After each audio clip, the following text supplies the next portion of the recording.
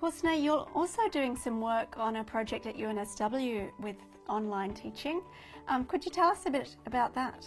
Yeah, so this project is actually a health promotion course which is part of the Bachelor of International Public Health program, and this is a Plus Alliance program. So in the course that I am designing, I'm trying to use principles of authentic learning, and the idea is we've created a fictitious country called Pambani.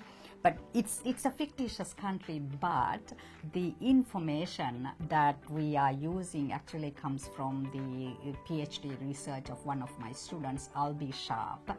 So we're using real data for this country called Pambani, and students are exposed to 3 different families in this country. So one family lives in the city, comes from a high socioeconomic background. Another family lives in the city but is from a poorer socioeconomic background, and the third family is from a rural area.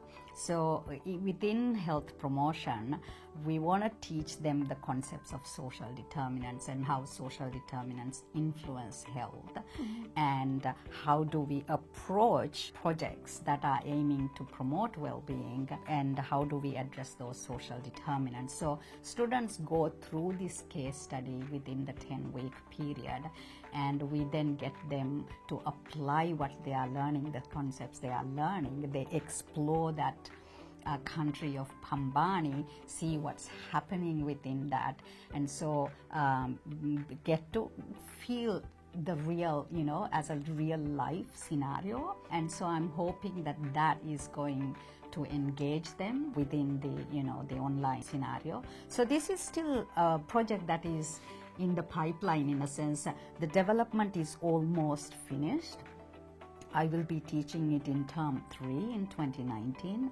And so I am hoping to be able to assess again how well is this engaging students, how well does it actually lead to learning. So the plan is then to think about what sorts of evaluation can be applied to this.